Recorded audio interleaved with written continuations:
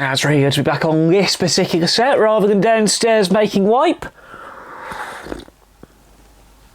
This is the kind of content I enjoy making.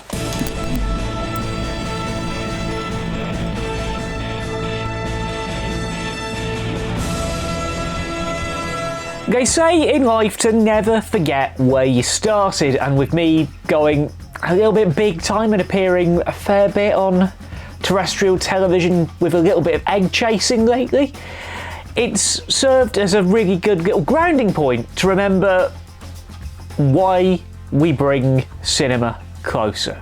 I mean, I've been mingling with Love Island winners. Yeah, my life's got pretty crazy since we wrapped 2024 wipe at the start of January, but while I've been busy in Salford watching the boys play week in, week out, I've still been very much keeping a close eye on how the cinema sector has been doing as we've recovered from what's been a very turbulent 18 months for the industry. Like this time 4 years ago, 2024 was very much a year for survival within the cinema exhibition, as the effects of the SAG-AFTRA strikes moved a lot of content alongside the well-documented inflationary pressures that all hospitality sectors have faced. The operators have very much embraced change, as the film slate for 2024 going into this year, 2025, was slimmed down because of the strikes. But on the same hand, production itself was being amped up around the US and here in England, with many more studios slated to open and a lot of unannounced projects getting names and code names.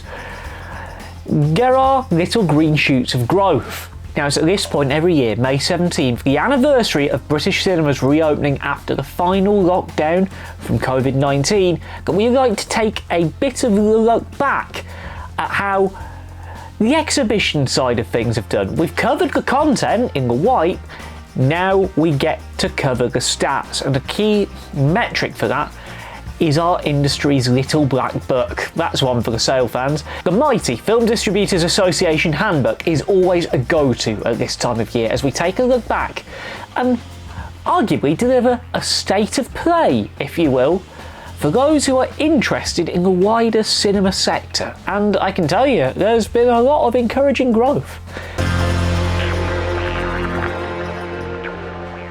We'll start with the big one, UK box office revenue. Now, you'd think that because of no Barbenheimer sensation, it wouldn't be as good of a number as 2023 was.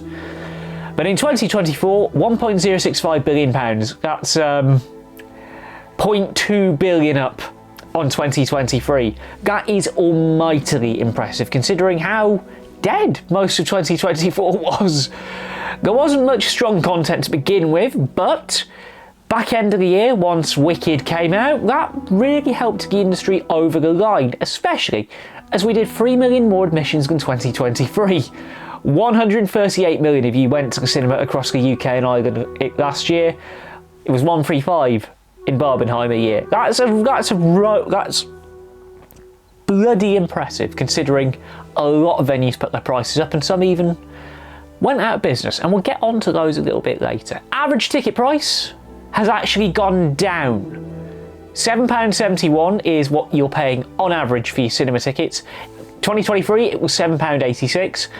The reason it seems to be sticking at around the £7 barrier is pretty simple. More and more venues are getting recliner seating, so it's keeping it a little bit above that £6 barrier. To think 20 years ago when I started getting involved in the business, it was around a £5 for all films. God almighty. Now, a little bit on the general makeup of how the UK and Ireland cinema industry is looking. For the last couple of years, for some reason, we've only had the statistics for just England, which has been confusing, but courtesy of our friends at the Film Distributors Association, I can tell you that over 1,096 cinemas are currently operating around the UK and Ireland. That's down a little bit on 2023. 5,157 screens in exactly 1,111 venues, to be precise. But a lot of them seem to be maintaining good business. I can also tell you that the most popular weekend for cinemas around the country was the weekend of November 28th. This is quite surprising because it's 1 week after Wicked opened. It was the opening weekend of Moana 2. So that shows a lot about what kind of films you guys were watching last year. 2024 was also quite a year of change around the UK industry because there were quite some significant industry developments. Most notably, Omniplex, an Irish operator, quietly picked up the Empire Cinemas estate from out of administration while Everyman bought the Tivoli boutique venues. Omniplex have been executing a programme of refurbishing the ex-Empire sites into their brand standards with their max screens, little concessions venues within their foyer. It looks like a really good offering. I need to get down to Omniplex in Wigan to see what they are all about.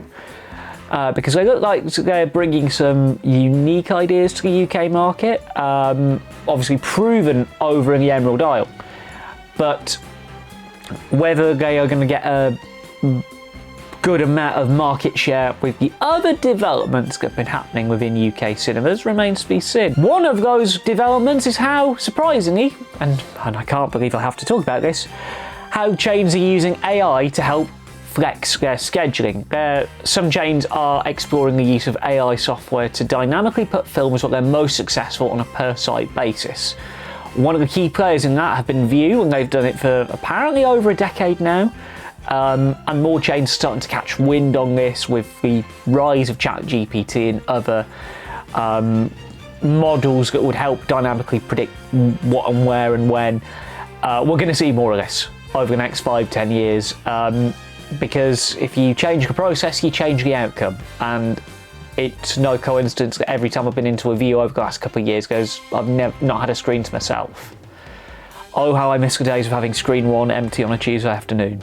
Now, a bit higher up than just ground level, and this is the stuff that I am really curious about, we're seeing a lot more laser projectors starting to get installed. Now, for the technically uninitiated round here, let's go Cinema 101. Cinemas are starting to switch from old school xenon lamp projection to laser because they are brighter, they last longer, they're cheaper to run, and importantly, you can go to higher resolution and get better quality colour output, just as the filmmakers intended. All of the chains are starting to put their money where their mouth is. View have just signed a deal to equip Barco Series 4 laser projectors across 1,000 screens in Europe by 2029. The first UK sites to get this new kit are Thanet, Swindon, Glasgow St Enoch, Westfield London, and quite proudly, considering I know the general manager there, View Southport. Now, I have experience with these Barco projectors. I've seen a couple of films on them at various cinemas around the Northwest, most notably the Backlot in Blackpool, one of the new venues that opened in 2024. But I'm all about laser projection now. Having seen quite a few films on laser, and the difference between the old school xenon projection and the way these new projectors work, brightness is a lot better, contrast is a lot better. They do take a little bit more time to warm up, but the image quality you can get from these is unparalleled. They've been exclusive to premium large format for so long, and it is so bloody exciting to see them trickle down into the smaller, more intimate screens. Odeon are following suit. Their biggest screens have been fitted with the laser projection, 17 venues as it stands, but they will be potentially going wider over the coming years. Independent chain Reel have also continued rolling out laser upgrades to their venues in collaboration with their technological partner Cinema Next. And Cineworld, much like View, have also inked a deal with Barco to replace 4,000 of their projectors across the US and UK estates with laser projection, and the bigger screens to get a very proprietary HDR offering installed for that luxury premium large format experience. Now, the timing of all of these deals being cut feels about right. It was 10-15 years ago that the industry had only just shifted to the DLP 2K projectors that had served us all so well until now. The shelf life of these things is around 10-15 years. And with some manufacturers, most notably Sony, exiting cinema completely, upgrades for some of the chains have been long overdue. Now, we mentioned View Swindon as one of the lucky laser sites. They also did something quite bold by introducing, and I cannot believe they have actually gone and done this. I've been very upbeat about the direction of travel that View as a company have been going, but I don't like View Your Way. I'm going to say it on camera. I don't like the new concessions concept that they've trialled. It's entirely self-service, and it's set up for full automation like Amazon's cashierless shops that have been all over the shop in the States, and there's a couple here in the UK. Now, the irony is not lost on the company after shooting that big footage of the foyer with Coca-Cola freestyle machines, because this summer there won't be a single Coke freestyle machine anywhere in the 92 View venues. Because yes, after nearly 20 years of proud partnership, they're ditching Coke in a mutual split. For the next couple of years, Pepsi will be the fizzy drink of choice across all View sites in Europe, which is good news for those of you who love Pepsi Max. It is a clever concept in terms of reducing the queue lines, but it eliminates one of the things that makes the big screen experience so enjoyable: the staff. As I've learned from experience, it's the personal connections with the staff that you make when you're in cinema a lot that go a long way to turning a really bad film into a really good film. If you go into a film in a good mood, with staff who care about the product, who watch the films, who care about general customer experience, you'll have a better time. So to eliminate CAs at that level does get me a bit worried for where we're going to go long term. It's also no secret that I do love a good recliner, but there is more blatant upselling than ever going on. View have introduced the Ultra Lux seats at some of their venues. These are rows of bigger recliners at the back of the screen. Go a little bit further back. They've got little cubby holes to shove your drinks in. They've also got wine coolers. You know, I'm pretty sure this is a bad idea. If anything says stupid gimmick, it's that. Odeon, much like they did last year with their beds that we talked about in State of Play 23, they did another bonkers thing with the Lux Suites concept that they trialled at their recently refurbished Norwich cinema. 66 seats, all pairs, in little pods. It's got a recliner plus seat. It's basically cinema for lazy people, because you can also order food to be taken straight into the screen. If you've ever been to one of those AMC dine-in theatres over in the States, it's pretty much the same concept. They tried it in Islington a couple of years back, they slimmed it down for Norwich, and they decided, yeah, let's give it a go. And it seems to have worked out quite well for them, and I'm happy about that. In the independent sector, there was a little bit of a change in hands, as Light, a chain who I finally got to visit in September of 24, got bought out by a new consortium led by hospitality guru Luke Johnson, Risk Capital Partners, and a company called Melcorpo. Hang on, that name sounds a bit familiar. We'll get on to what Melcorpo did a little bit later on, because it's of relevance to something which happened here in February. This buyout has secured the future for the boutique multiplex chain that not only does cinema, but they do bowling, food, and a lot of other post-film activity. It is really great to see an independent chain like that get new financial investment and have their future secured, so they can go and build more sites. And more sites means more films, which means more admissions. It all trickles down to that key metric in the end. I think we're coming out of the era of the consolidation. We should hopefully see a bit more growth. And before we talk about the growth, there has sadly been some more closures to talk about. And we all know who has led the closures on that front. Cineworld's fate like that of a disaster movie. Restructuring plans with the potential for jobs being axed as it looks to reduce its British footprint. It's not really been a good time to be a Cineworld Unlimited ticket holder, has it? There have been a lot of closures over the last couple of months. In October they closed, and this is the list here. In October they closed their sites in Loughborough, Yate, Swindon Regent Circus, Glasgow Parkhead and Bedford. A lot of these were either because they were old or were competing with a lot newer multiplexes. January of this year, Weymouth, Northampton, Middlesbrough, Poole, Lee, Nottingham and Castleford also sing the way of the dodo. The good news is that Northampton and Middlesbrough were acquired by Odeon and are currently being refurbished into Odeon Lux venues, while Poole, Nottingham and Castleford have been acquired by View and they're undergoing the same treatment. Now, as a result of losing some of these cinemas to other operators, they have seen an opportunity to be able to cut deals with the people behind 4DX and ScreenX, the two formats which have been exclusive to Cineworld for the last couple of years. So, Cineworld are starting to emerge from their financial woes. There are going to be more.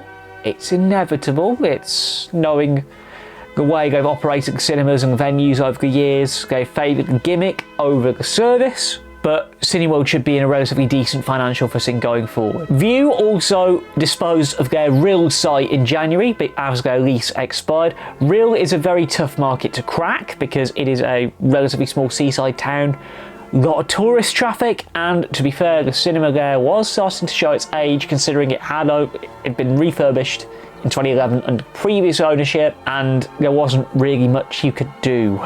It was not a great venue to be in. It had eternally been on the $4.99 tickets. So it's no real loss for the company in my eyes.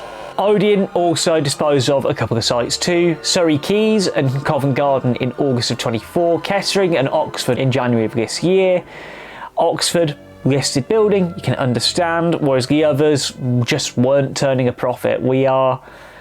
It's not nice to profile the major chain closures like this, but we have to. There is cause for celebration though. There are a lot of new and upcoming openings that we can celebrate. Here are the highlights. In July, View opened the ex-Empire site in Basildon, the first View venue to be entirely all laser, as we mentioned earlier. The only reason it's all laser is because Empire had put the projectors and the sound systems in before Empire folded. They were around 6 weeks off handing the building to Empire when the administration began. After a bit of politicking, View got the building. They're operating a really good site in Swindon now, and possibly the blueprint for every new venue going forward. In October, Odeon opened up a new Lux venue in Peterborough, opened by the legend that is Warwick Davis, a new BAFTA fellow. And as mentioned, they have just refurbished their Norwich cinema into an Odeon Lux. The Light, hot off the heels of the new money, have just opened a new venue in Huddersfield. It's literally just opened at time of filming. We're filming this on April 16th, so we can get it edited in time. And it looks really nice, as do all Light venues. In fact, I actually went to the Light in Bolton for the first time in September of last year, and I was really happy with the offering there. The seats were good, general layout was good, lighting levels could have been a bit better, but that's kind of indicative of the venue at the time. And they're a good little independent alternative if you want something a little bit more luxurious that isn't recliner. I mean, some of them are now, but they seem to be picking good venues to attach to, and they're picking good sites to acquire and refurbish, and the future looks rather good for them in my eyes. In the truly independent realm, while Blackpool lost their Odeon, they did gain the self-proclaimed cinematic wonderland that is the Backlot, a lovely little complex with Lancashire's only IMAX screen. 2 more ex-Empire venues got new owners. Catterick got a brand new Savoy, and Walthamstow's Empire became the Forest, owned by PDJ Cinema Group, who own, the Island in Lytham. Because in the more boutique realm, Picture House opened up their new venue in Epsom.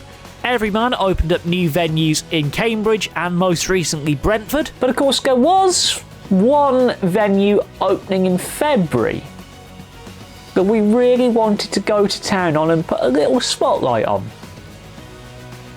Because let's just say they are all about the love of film. 3, 2, 1. At long last, the Arc Cinema opened in Preston, anchoring the city's brand new anime leisure development. Opened by Preston's most famous filmmaker, Nick Park, yes, the creator of Wallace and Gromit, with a lovely new Feathers McGraw statue to celebrate Vengeance Most Foul. Literally, we keep one the BAFTA as well. The Arc features 8 screens, and most notably Preston's first 2 premium large format setups, the 2 Hypersense screens. It's 7.1 surround sound and laser in all of the screens, and in the 2 Hypersense ones, it's 4K laser projection and Dolby Atmos. They are also rather big screens, these 2 Hypersense ones. This is how I reacted when I walked into screen 4 for the first time. Let's see what this thing's like. Hypersense, screen 4.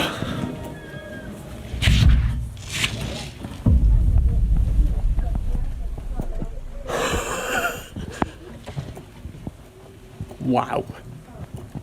Wow.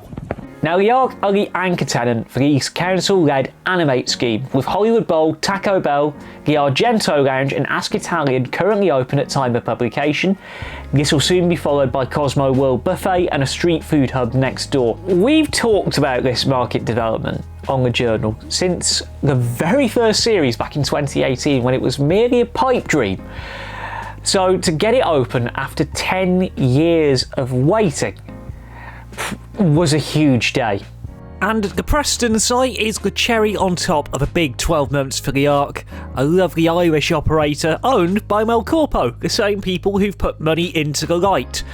As last year they also opened up a new venue in Rotherham. There isn't one unit of Animate which is currently unlet because it was meant to be Las Iguanas, and Las Iguanas have not said whether we're going to open in that place. I know who's alleged to have got that unit because the Arc's marketing manager let it slip to me on the opening day of the venue. But we're seeing a lot more of these big, in-the-city leisure developments that have got smaller, more intimate venues attached to them. Like, people have been going to Argento and watching a film at Arc on Cheap Day Tuesday. During Easter holidays have just gone, a lot of families have gone to Hollywood Bowl and somehow held the kids back from screaming chicken jockey with the Minecraft film. And guess with the location within Preston City Centre itself, it's cannibalised the student market. I've been to all 4 of the venues in Preston now through various films and collaborations I've done. Odeon, Flower Bowl, View, Arc. The more competition in the city, the better in my eyes, because you need a good mix of chain venues and independents to sort of balance it out. The Arc are going in for box office. Flower Bowl are going in for the more successful films. Odeon are just showing any old crap to get people through the doors, and View with their AI are doing anything that seems to work in a dead period. And we're going to see a lot more of this friendly rivalry as the years go on and as people get back to watching films on the big screen. And that makes me excited for the year ahead. 2024 was a relatively dry year for film. It's why I spent more time at the Salford Community Stadium than I did in cinema.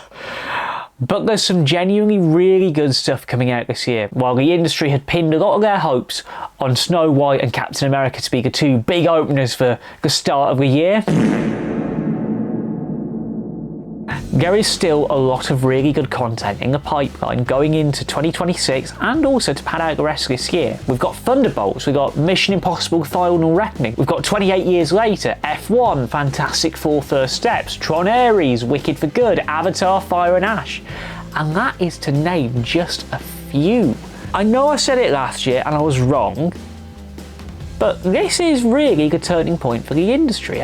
Even View chair Tim Richards has said this, and a lot of the execs, Adam Aaron of Odeon and AMC, Cineworld people saying this. 2026, these next 18 months, is where the future of our industry is going to be made. Because we're going to see a lot more films in cinemas. The streamers are committing to put the major films into theatrical first settings, even if it means getting on the wrong side of Greta Gerwig like Netflix have. But these next 12 months are going to be huge, and dare I say a good warm-up for July of next year when, oh yeah, cinema saviour Sir Christopher Nolan's going to do his thing again. These next 18 months are going to determine the future of our industry. Whether I end up spending more time in the stadium or whether I spend more time in the cinema remains to be seen at this moment in time. But I have a lot of faith in the cinema operators to get it right. But that is the current state of play for the UK cinema industry. I genuinely love getting nerdy about the industry. Like, on the opening day of a new venue in Preston, I genuinely asked them what theatre management system they were operating, and yes, they do use Rosetta Bridge, like everyone else these days. But big news, the journal isn't just going to be state of play in the white this year. Oh no. We have 10 episodes coming on stream. 10 episodes which are, dare I say, going to bring the curtain down on Series 4. We've spent a lot of time on this. It was meant to be our little gift to you for the 10th anniversary of the blog, but I got a little bit busy shaping match days at a professional rugby club and getting a lot of media opportunity out of it. But we've got 10 really good episodes coming online. We're not going to reveal too much about them yet. You'll see them in due course, but we're going to put your eyes on 10 films that we've covered on the blog over the years that didn't quite get the love that they deserved on their cinema release. We've talked a lot about the bad movies and given them deep dives. It's time to give some good movies some deep dives. We will see you very, very soon for the start, properly, of Series 4. But until then, I've been Jack from TheJackSmit.com, and we'll see you at the movies.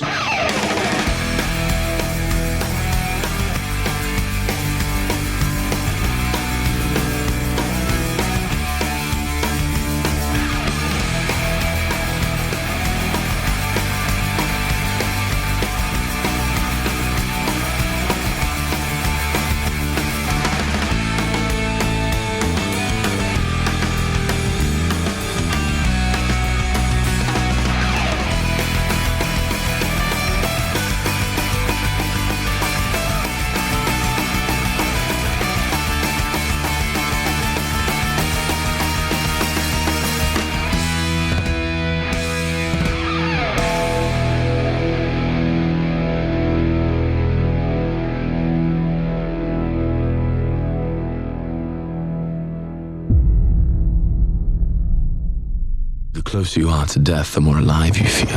I don't know the world of modern Formula 1 that well, but if Max Verstappen and Lewis Hamilton had a film made about them 30 years from now, it'd be kinda like this dynamic, albeit with more use of the Dutch national anthem and Christian Horner being a bit less of a scumbag for cinematic effect. Watching you win those races while I was fighting for my life, you were equally responsible for getting me back in the car.